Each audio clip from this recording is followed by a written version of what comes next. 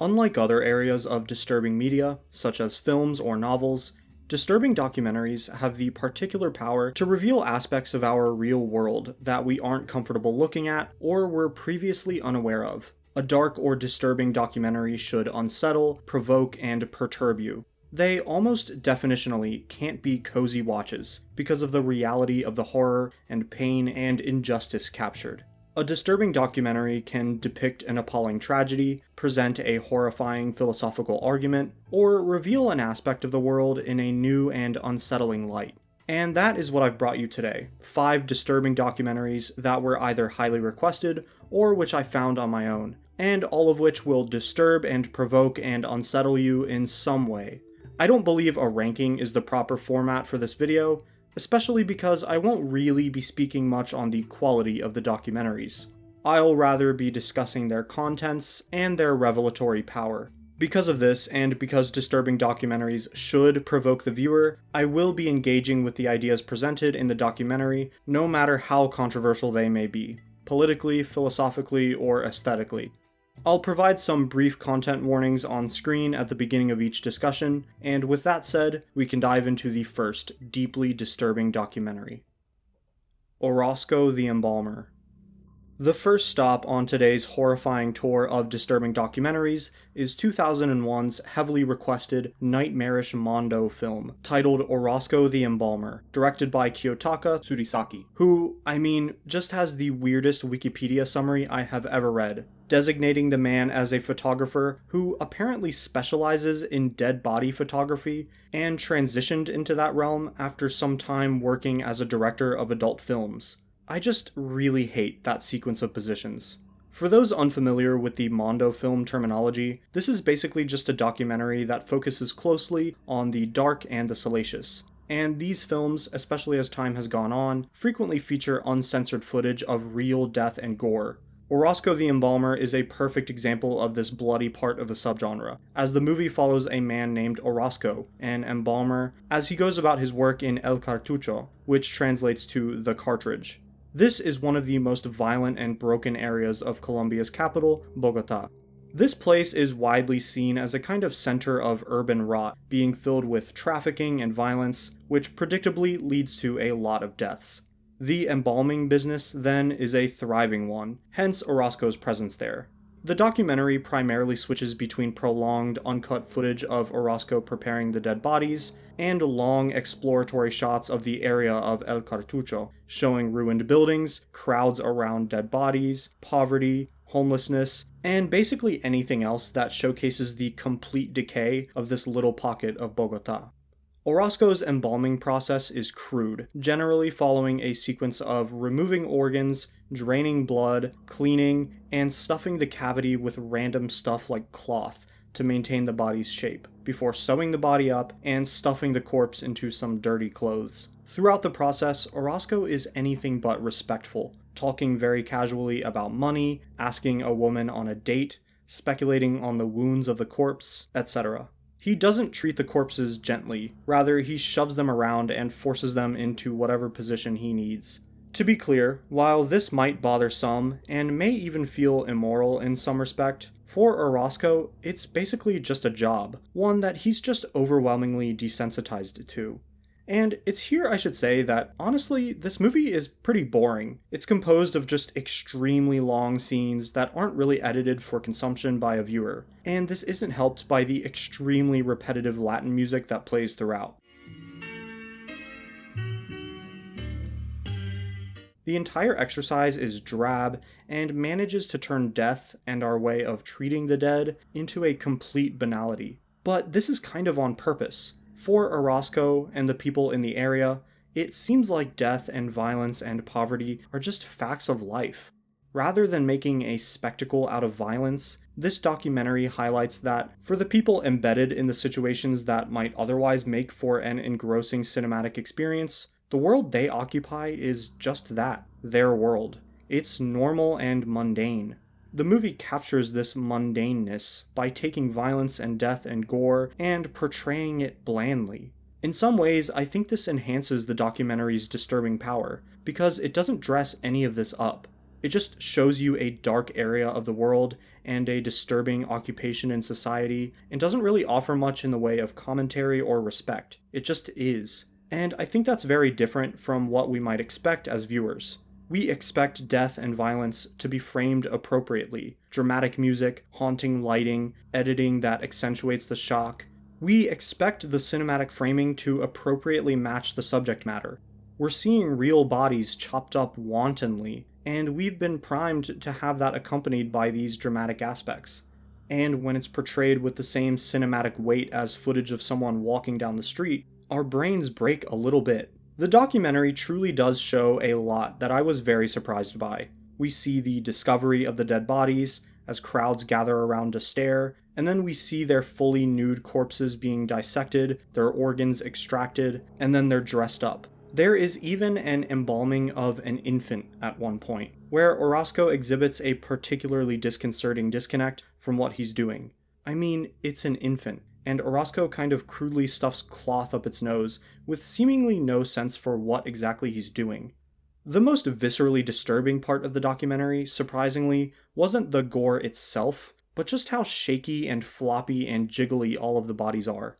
In death, there's no muscular contraction and connection that gives everything a sense of arranged rigidity.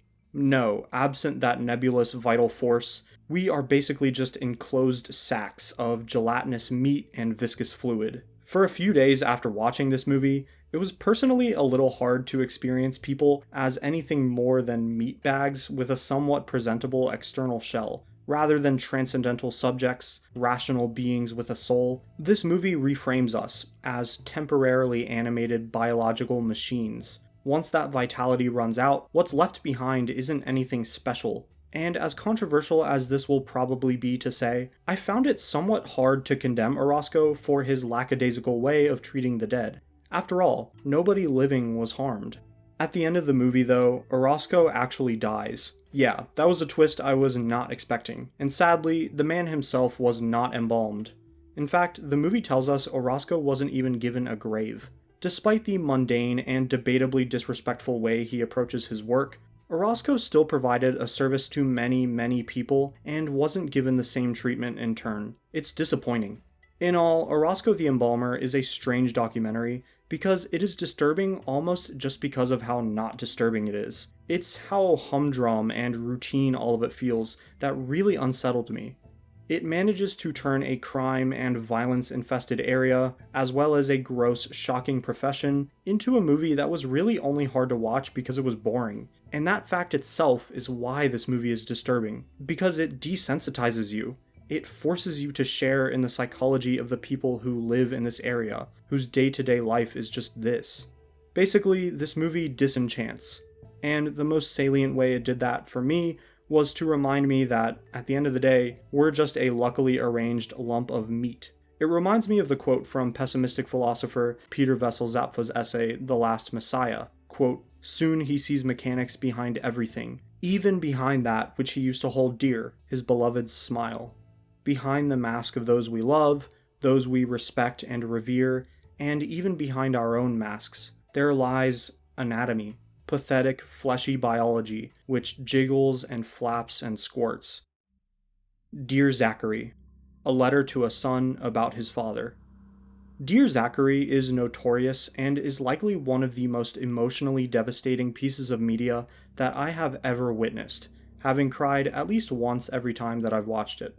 Dear Zachary depicts a situation that takes an absolutely massive turn towards the end, which I will be spoiling, and yeah, I hate the fact that I'm even using the word spoiling for something like this. Regardless, you're better off watching the documentary and then coming back afterwards, if you haven't already seen it. Dear Zachary, made single-handedly by Kurt Kenny, is at first a documentary about Andrew Bagby, the director's childhood friend. Andrew was a great guy, hilarious, caring, and empathetic. Andrew and Kurt grew up together, and Andrew starred in many of Kurt's amateur movies. The framing of the documentary is that it's basically telling Andrew's son Zachary about his father, and we soon see why that is necessary. Andrew eventually enrolled in medical school, and while there, he began dating a woman named Shirley Turner, a Canadian doctor who's not practicing and who's about 13 years older than Andrew himself. Shirley was, by all accounts, strange, and many of Andrew's peers seemed to be hesitant about their relationship. She was just off-putting. Andrew switched from surgery to family practice medicine and began putting distance between himself and Shirley, which agitated her, and she began getting a lot more obsessive. Finally, Andrew broke up with Shirley, and yet she drove nearly 16 hours to come back and visit him, desperately wanting to see him again. Well, at least that's how it appears at first. Unfortunately, Andrew agreed to talk to her, and that night, Andrew was killed. It was obvious to everyone that Shirley did it, and she quickly became the main suspect. However, before anything could really be done about it, Shirley fled back to Canada. It was there that Shirley announced that she was actually pregnant with Andrew's child. Kurt then begins making the documentary about Andrew for Zachary to see when he grows up, to learn about his murdered father. Andrew's parents end up moving to Canada to try and get custody of Zachary, though this doesn't really happen. The courts in Canada were going through a lengthy process trying to extradite her to the United States, and didn't ever force Shirley to relinquish custody of Zachary. They do grant Andrew's parents access to Zachary, which forces his parents to basically hang out with the woman who definitely murdered their son.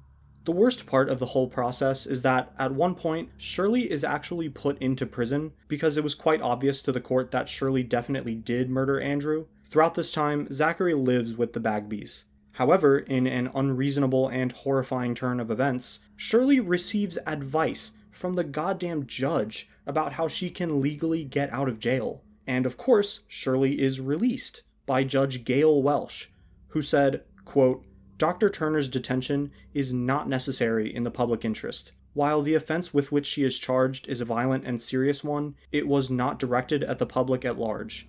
There is no indication of a psychological disorder that would give concern about potential harm to the public generally, as her crime, while violent, was specific in nature."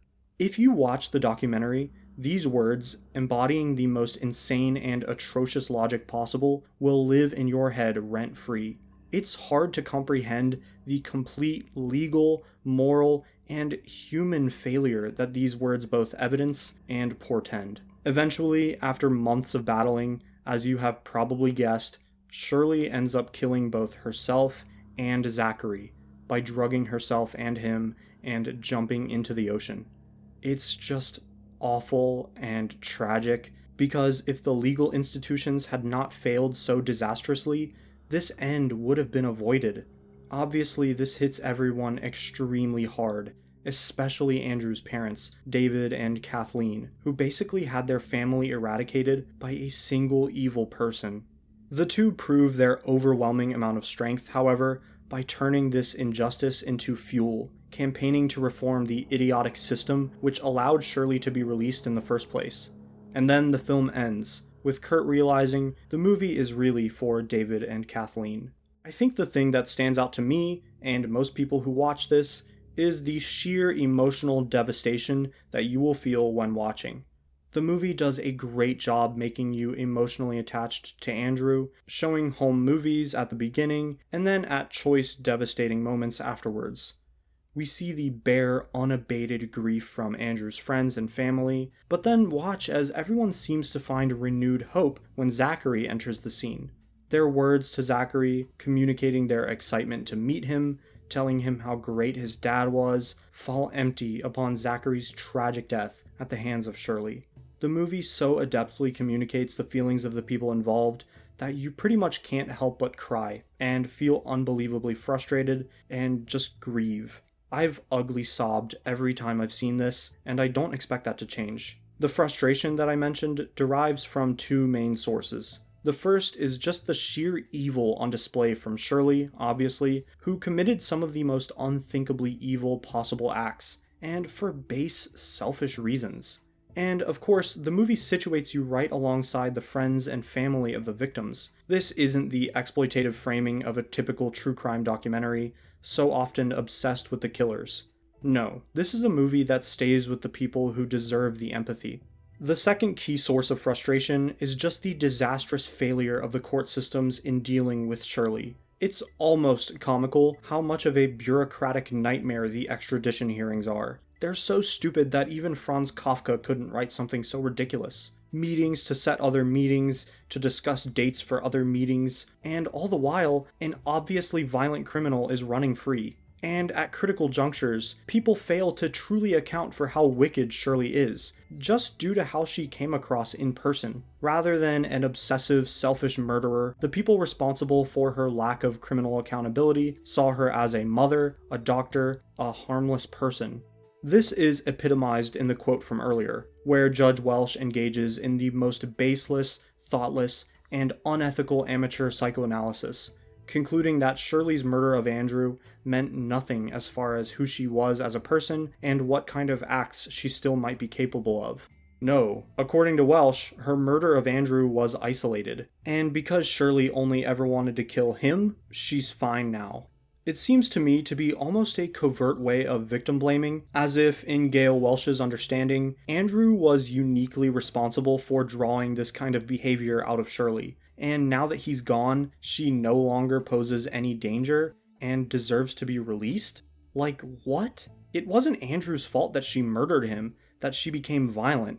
It's Shirley's fault, and her fault alone, and it's the court system's fault for failing to keep her in check. Even a governmental panel convened afterwards found that the government had critically failed, and that Zachary's death was preventable. Yet this is too little too late, obviously. At the end of the day, this is a deeply tragic human story, and I think the primary way of engaging with Dear Zachary is through empathy and not through detached analysis. This is a movie that wants to show you the humans behind the crime, that wants to show the effects on people when a loved one is lost in the worst of circumstances.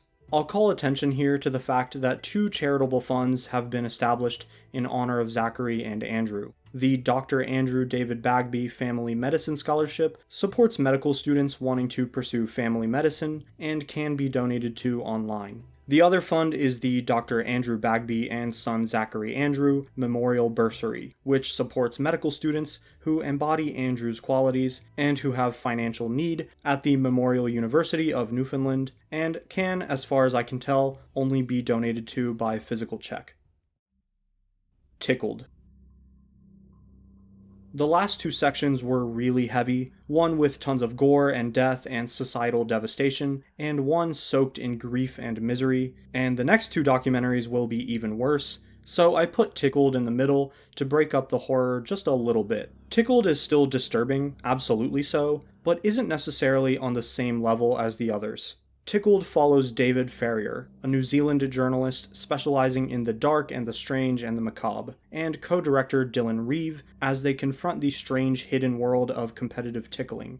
It starts when David finds videos where young men are strapped down or otherwise restrained and are subject to ceaseless, agonized tickling from other young men. Their fraught laughter and joyful gasping for breath are enough to cause David, and viewers like myself, to bemusedly laugh at the videos. They seem harmless enough, if quite strange.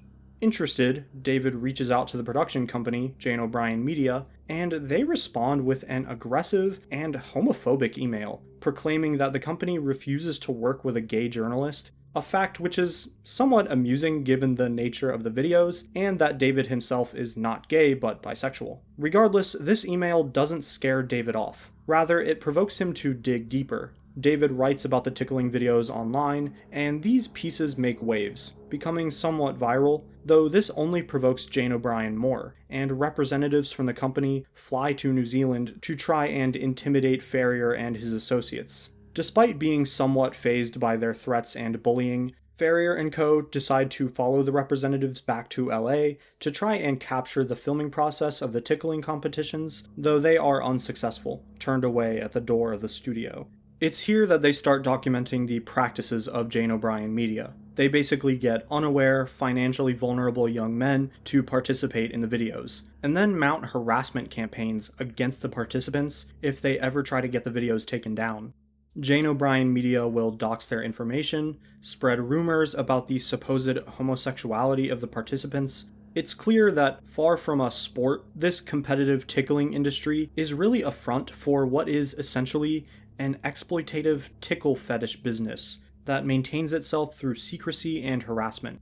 Eventually, the leader of Jane O'Brien Media is found to be David D'Amato, a longtime participant in the Tickle fetish underground. David was, terrifyingly, a high school assistant principal and was previously jailed for an incident in which he harassed a young college student over Tickle videos that the student had made for him. David is, unfortunately, a Nepo baby. His father was a lawyer, the founding partner of a very successful law firm actually, and left his son with a massive inheritance, which basically enables David to live in seclusion and operate his Tickle mafia. The documentary ends on a kind of anticlimactic note, where Ferrier and his team try to locate D'Amato in order to speak with him, as at this point they are basically legal enemies, with all the litigious threats issued from Jane O'Brien Media. They locate D'Amato, but he scurries off quickly, after threatening Ferrier with even more legal action. Now, you can go ahead and thank me for being such a generous YouTuber, because despite the fact that I promised 5 disturbing documentaries, I will technically be discussing 6, since some extra context for the Tickled documentary was released in a short follow-up titled The Tickle King. The Tickle King begins with the release of the Tickled documentary at various film festivals, where disruptions keep occurring from disgruntled viewers who seem to be connected to Jane O'Brien Media. Then, Ferrier finds out that he's actually being sued by D'Amato for defamation and emotional distress and invasion of privacy. Alongside these legal threats, one of the original representatives sent from the company, Kevin Clark, engages in a smear campaign in order to discredit the claims of the documentary. Kevin categorically denies the involvement of David D'Amato, yet seems extremely keen to frame Tickled as a baseless hack job motivated by a vendetta against D'Amato. It seems a little strange to so deeply martyr yourself for someone you're absolutely not involved with, but I digress. Luckily for Ferrier, his challenges to D'Amato's lawsuits lead to them being dropped, and as he and his team go to America to promote the documentary more, both Kevin and D'Amato show up to a screening, and D'Amato again tries to threaten the filmmakers, but they are unfazed at this point. The short doc ends there, with things still unresolved. However, shortly after the release, D'Amato himself died of a heart attack at the age of 55, which has, to all appearances, been the end of the tickling saga. As you can see, the disturbance of this film isn't as strong as the previous two, but we still get the oppressive sense of some dark mastermind exploiting vulnerable people, threatening them into silence, and we get that dizzying vertigo from peering into this deep, tickling underworld. And of course, for the ticklish population, of which I promise I am not a part of, well, watching this movie is pretty excruciating. Just the thought of being restrained and relentlessly tickled is horrifying, and I was brought back to the days of being a kid where this was, unfortunately, regularly done to me. Speaking personally, I was a little bit unsatisfied by Tickled. While it's definitely a rabbit hole of a movie, which is always entertaining, I would have preferred that it pull on every single loose thread and fully map out this strange, dark world of competitive endurance tickling. This really wasn't possible though. The continuous legal threats from D'Amato and his underlings, along with the harassment campaigns, and just D'Amato's secrecy, meant that the investigation would necessarily leave a few corners unchecked.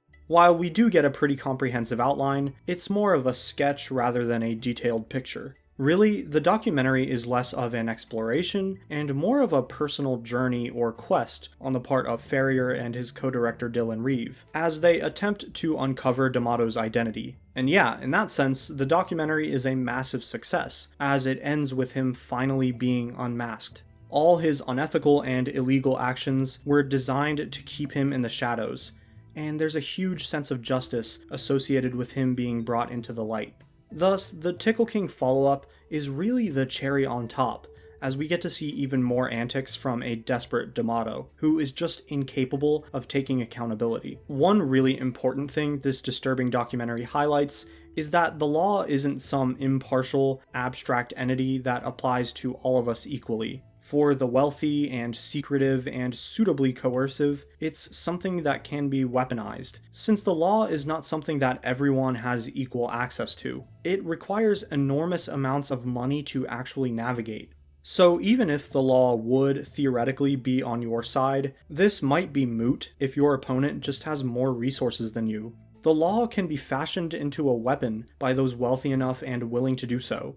there is an inherent asymmetry in the legal process because it's so deeply moneyed. Tickled reveals this unfortunate reality through its strange subject matter, and is thus, in my book, a suitably disturbing documentary. Now we can get to the truly dark ones. Dominion. For those of you who are unaware, Dominion is a documentary about factory farming, and I will be discussing some of the practices that it shows, as well as engaging with the ethical arguments for animal welfare. Now, I'm guessing that for some of you, the nature and topic of this documentary means you might want to skip this segment for various reasons. Maybe you don't think you're interested, maybe you're worried I'm going to be aggressive and preachy, maybe you're worried what this discussion might make you feel prompted to do, and so on. I completely understand this, and I would encourage you to sit through this segment all the same, because I've tried my hardest to address these concerns. Some encouragement from Nietzsche might help here. In Beyond Good and Evil, when speaking about the potential harm of truthful information, Nietzsche outlines a new definition of strength or courage, saying, quote, that the strength of a spirit would be proportionate to how much of the truth he could withstand, or, to put it more clearly, to what extent he needs it to be thinned out, veiled over, sweetened up, dumbed down, and lied about. As you can probably guess, this documentary is really, really brutal. It's the most violent one on here, the hardest to watch, but definitely one of the most necessary. This film about factory farming and the exploitation of animals is 2 hours long, and it took me nearly 6 hours to fully get through, because I just couldn't take the brutality I was seeing outside of short bursts. I would honestly say that for most people, this documentary is borderline kind of an info hazard. Dominion is a movie that shows hidden footage obtained from the inside of farms and industrialized slaughterhouses in Australia, as well as a few other countries and venues. It documents the horrific practices and torturous conditions that the farmed animals have to go through, covering animals from poultry and pigs and cows, to horses, minks, dogs, and even fish and dolphins, and that's not even the full list. And each little segment is alternatingly narrated by recognizable celebrity activists, like Joaquin Phoenix, Rooney Mara, and Sadie Sink. Personally, their voices helped me stay anchored as I bore witness to the massive suffering going on. Now, I'm not going to sit here and read off every single thing the documentary shows. That defeats the point of the documentary, and is not really conducive to my overall discussion, though I will discuss the most salient bits here and let you explore on your own. The movie opens by the treatment of factory-farmed pigs, which, speaking personally, summed up the entire documentary in one segment. Pigs are intelligent, sweet, and caring, and their screams sound remarkably similar to a human scream, which makes for a particularly excruciating watch. It's stated that hundreds of millions of pigs are slaughtered each year across the world, and this documentary was made in 2018. A quick Google search reveals the number nowadays to be around 1.5 billion pigs slaughtered per year at time of writing, a number that is pretty much incomprehensibly savage. In the Australian farm setting, many sows, the mother pigs, are kept immobilized in tiny little farrowing crates, where their litters can feed from a neighboring crate. The litter sizes that the industry encourages are extremely taxing on the mother, resulting in a high infancy death rate, which is increased by the sheer filthiness of the disease-ridden pens in which they live. Because of the cramped conditions, it's actually quite common for the mother sows to accidentally crush their babies to death. And, of course, unviable babies will be killed by the staff, where unviable just means they won't yield enough meat, or really just ever be productive enough to justify the farm, quote-unquote, wasting resources on them. The babies also have their tails clipped off without pain relief, and are separated completely from their mothers soon after, where they will likely be slaughtered within a few months. As they wait for death, they are crowded into excrement-filled pens, where cannibalism and disease run rampant, and they exist there with little room to move and little light to see. The tiny cages mean the pigs' muscles deteriorate to the point where they can barely stand, which is made even worse because the pigs are grown to be as huge as possible, putting even more toll on their weakened bodies. And throughout their lives, the pigs are subject to the moods of the workers, who tend to be abusive at worst and uncaring at best.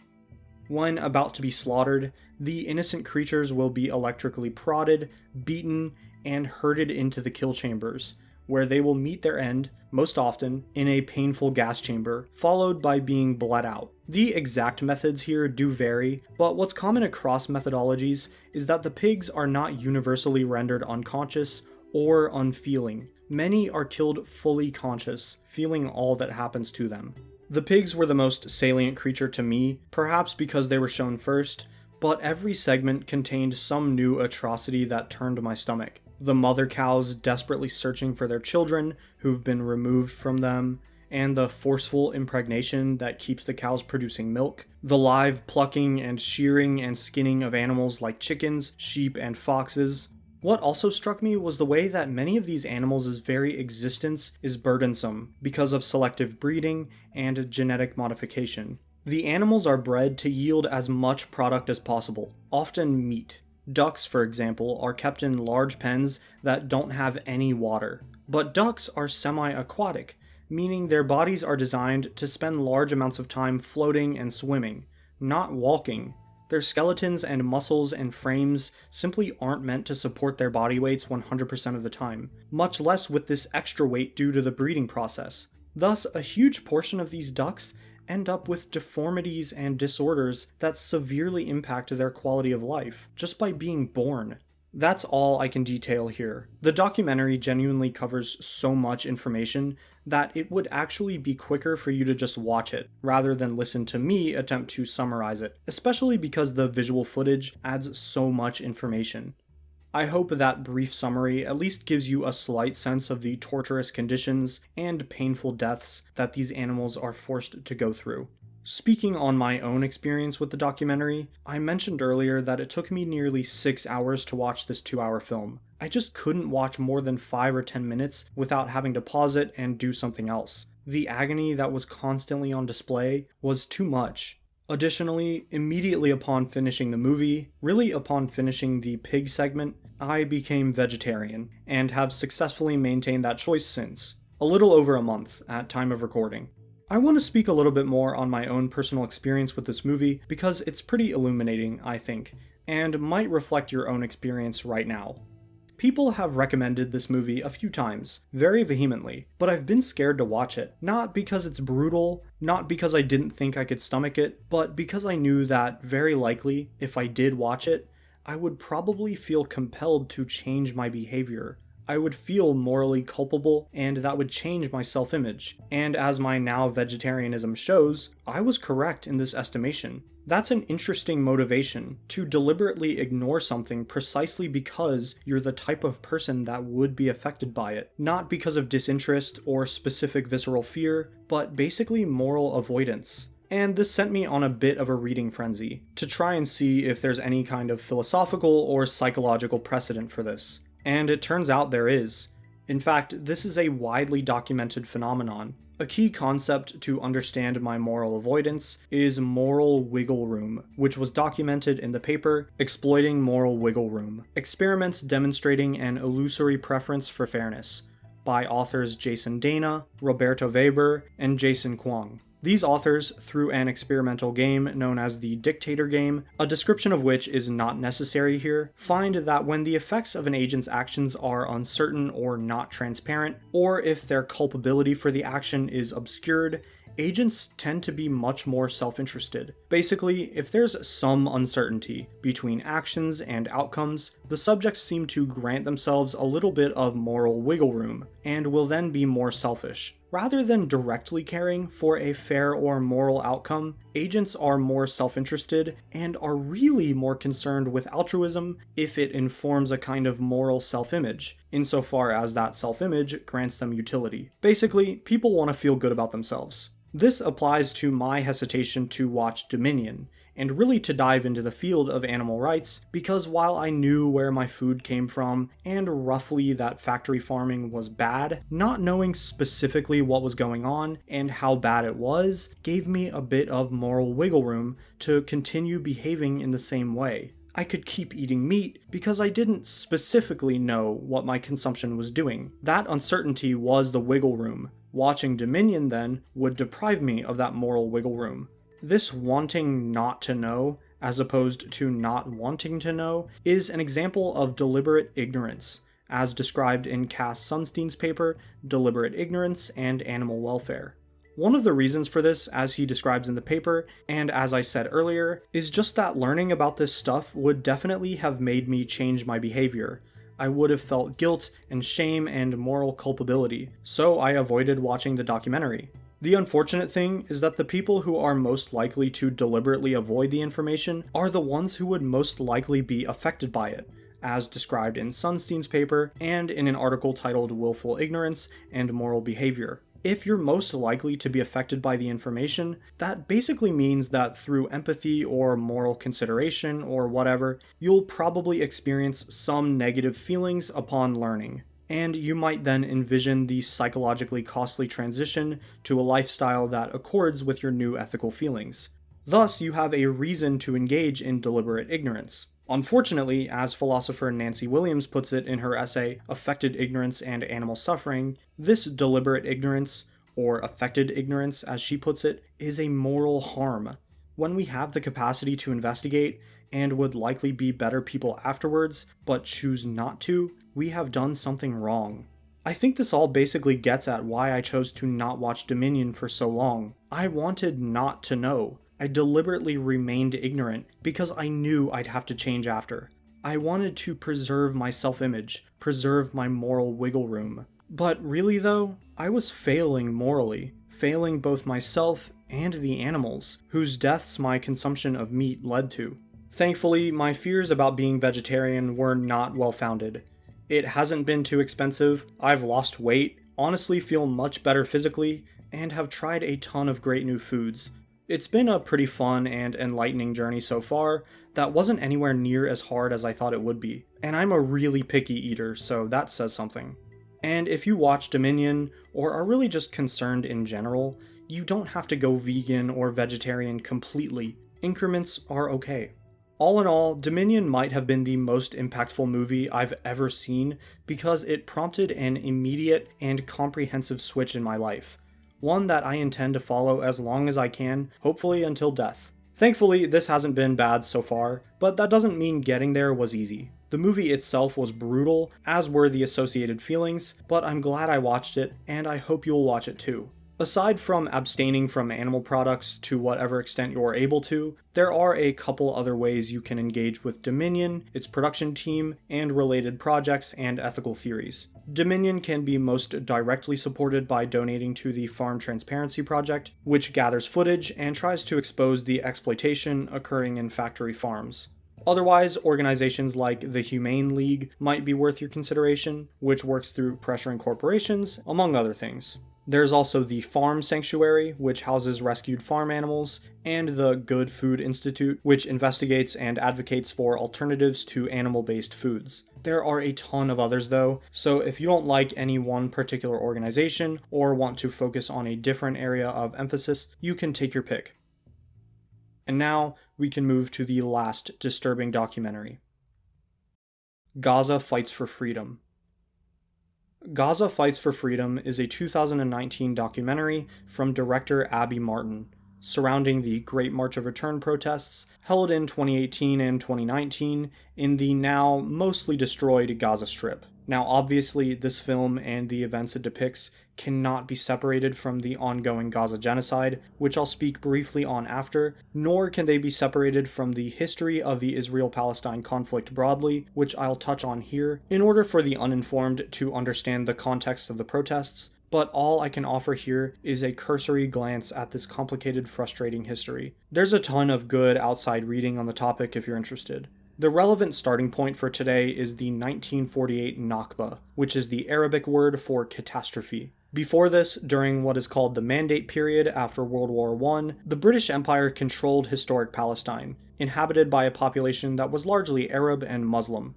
But in the preceding decades, and especially following World War II and the Holocaust, a settler colonial project called Zionism gradually took hold in the Jewish community, leading to a slow colonization of the area. As far as what settler colonialism is, think early American settlers. Anyways, this colonial project of Zionism exploded with the 1948 Nakba, whereby hundreds of thousands of Palestinians were expelled from their homes, either becoming refugees in other lands or being sequestered into confined areas, like the Gaza Strip. The typical number one will see is about 750,000 Palestinians being forcefully expelled from their homes, in what Israeli historian Ilan Pappé explicitly calls an ethnic cleansing, and a planned one at that. Now, as is sensible, these Palestinians wanted to return to their homelands, and the idea of the right of return was formulated, which is just that there's a moral right for expelled or occupied Palestinians to be able to return to their pre-colonial homes. And this was made into international law with UN Resolution 194, which solidified the right of return for Palestinian refugees. Despite this, Israel has historically denied this right universally, and continues to do so. The other important part of the tragic context of this documentary concerns the Gaza Strip. Governed in various forms by Egypt since 1948, the Gaza Strip was seized by Israel in the 1967 Arab-Israeli War, and from there has become what scholars like Ilan Pappé call a prison. Surrounded by barbed wire and military checkpoints, with the seas patrolled by Israel's navy, the populace subject to frequent occupier violence, and resource distribution under the strict discretion of Israeli planning, the Gaza Strip, one of the most densely populated places on Earth, has been widely recognized as a persistent humanitarian crisis, and one which has been explicitly called a concentration camp by scholars. In fact, multiple UN reports, one in 2012 and one in 2017, which I will link in the description, have forecasted that the Gaza Strip would be uninhabitable by 2020.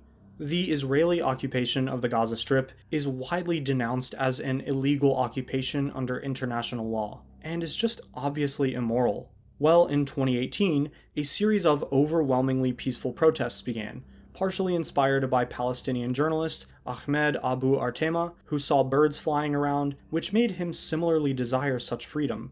Quote, "On that day in December, as I watched the birds fly over the border I could not cross, I found myself thinking how much smarter birds and animals are than people.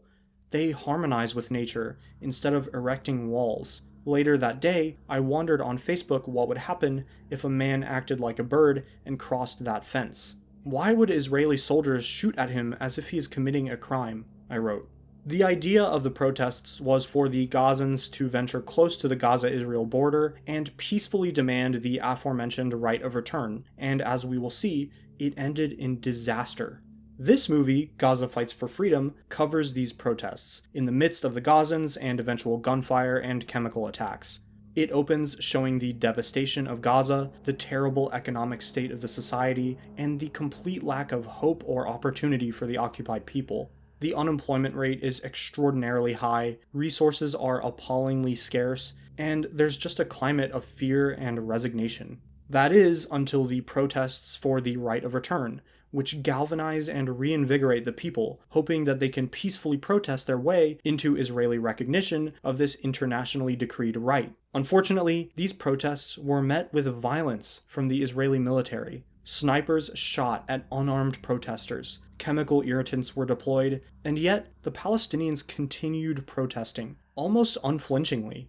By the end, though, over 200 Palestinians were killed. In the words of a 2019 UN report on the protests, quote, "The Israeli security forces killed and maimed Palestinian demonstrators who did not pose an imminent threat of death or serious injury to others when they were shot, nor were they directly participating in hostilities." The mention of hostilities there is something that I'll touch on later, but it will suffice to say now that of the tens of thousands who participated in the protests, only a tiny minority engaged in any amount of violence, and that violence was overwhelmingly not meaningful.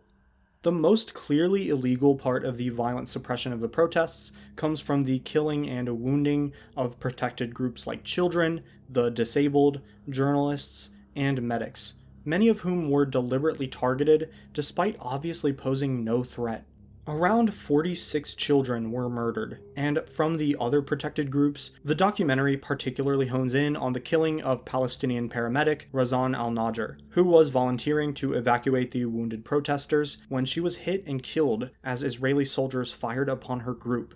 She and the other medics were clearly identified as medics and always drew attention to their presence and status. This killing sparked international outrage, and the documentary discusses the disgusting information spread by the IDF, where they released a video in which it appears that Razan is claiming to be acting as a human shield. Basically that she put herself in harm's way to generate outrage. However, the IDF deliberately cut out the context of the quote, where Razan in full states something like, "I am here on the front lines, serving as a human shield, to protect and serve the wounded on the front lines." The movie ends pessimistically, saying that Israel needs to face justice for its denial of the right of return and for the clear atrocities at these border protests. Yet the country enjoys persistent US protection and likely won't receive any repercussions.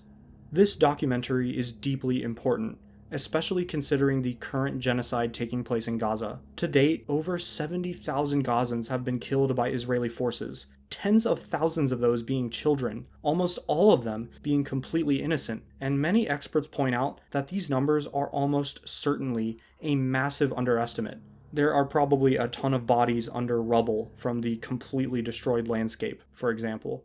The usual framing of this genocide, as it's been called by various international human rights organizations, is that it's basically an exaggerated response to the attacks on October 7th of 2023 by Hamas, the ruling party in Gaza. Many, especially Americans, are thus primed to ignore talk of genocide and accept Israel's narrative of the quote-unquote war as just a reaction to this attack. The obvious problem with this is that it ignores history. The Israel-Palestine conflict did not begin on October 7th. There's over 100 years of colonization, occupation, and denial of human rights that must be recognized in order to properly understand the situation today. And this documentary does a great job to contribute to that. Many will ask the Gazan people, why not protest peacefully? This documentary should quell all concerns about that. Here, the Gazans did protest peacefully, and they were met with cruel, indiscriminate slaughter. Of course, I mentioned that there was violence on the side of the Palestinians, such as rocks and even Molotov cocktails being thrown. As Ahmed Abu Artema writes, quote, "When a movement becomes this large, attracting what we estimate to be as many as 200,000 people on Fridays, it cannot be completely controlled. So a few people engaging in violence does not invalidate the entire march, nor does it justify the slaughter, especially because the casualties to the Israeli forces are negligible, the most significant of which was a single soldier's death, compared to the hundreds dead and wounded in Gaza. And even then, UN international law has repeatedly affirmed the right of occupied peoples to resist, even through armed struggle." The quote from earlier should be remembered here, that the people killed were not engaging in violence. The discourse surrounding the Israel-Palestine conflict, due to the nature of the occupation, is almost completely mediated through Israeli channels. Too often, we only hear about the Palestinians through voices which are not their own, which fundamentally disregard their aims and lives, and which are all too happy to distort their messages, as can be seen with Razan al-Najjar. This movie helps to push back against this by centering Palestinian activists and victims and civilians throughout. The movie largely lets them speak for themselves, and does its best to support their own voices. This documentary is disturbing for many reasons. For one, we just blatantly see the unpalatable injustice done to very vulnerable members of society. We see unarmed people get shot, children get bombed and gassed, and numerous amputations following the sniper bullets. In fact, it's been established that, aside from the kill shots, many of the snipers were deliberately targeting knees and lower legs, which basically guarantees permanent disability and possibly amputation. I think it's also disturbing, aside from the obviously terrible facts of the occupation, because this was the one way in which the Gazans were able to find hope through a peaceful protest, and it was met with violent repression. And we know that rather than getting better, the situation just got even more hopeless. Given the current genocide, it's unclear how many, if any, of the people shown in the documentary are even alive anymore. Ahmed Abu Artema, for example, still lives today, though many in his family were killed by an Israeli airstrike soon after October 7th. Gaza Fights for Freedom is an excellent documentary that does a great job of giving a voice to the normally voiceless, and displaces the focal point of historical discussion of the Israel-Palestine conflict from the past few years, revealing a greater history of repression and slaughter. It's a documentary that, while internally dark, hopeless, and deeply frustrating, is made even worse with the current genocidal context. Anyone wanting to learn about the conflict, and especially anyone who wants to hear from first-hand sources, should watch this documentary. It's free on YouTube. There are a couple ways to help the overall cause. You can donate directly to Abby Martin's Empire Files series for her investigative journalism and advocacy. For direct Palestinian relief, the most clear choice is the United Nations Relief and Works Agency, which directly supports Gazans and Palestinians in other areas. One can also donate to the World Food Program to help alleviate the current food shortage in the aid-dependent areas, and the Palestinian Children's Relief Fund, which largely supports medical treatment for Palestinian youths. The last one I'll mention here is the Palestine Red Crescent Society. I heavily encourage you to do your own investigation though, and potentially look into Gazan mutual aid groups and whatnot. There are genuinely so many ways to engage. And yes, a portion of this video's revenue will be distributed to the various charities I've mentioned here today in ways that I see fit. Thank you so much for watching. I hope you enjoyed and found this video informative. This one took a long time to produce, and part of that is just because of some major shakeups my life has gone through recently, but it's all calmed down now. I also just wanted to make sure I get the research right. Videos will continue to be uploaded at a much more consistent rate following this. Leave more recommendations as far as what documentaries you'd like to see covered, follow me on Letterboxd and Goodreads, and please, have a nice day.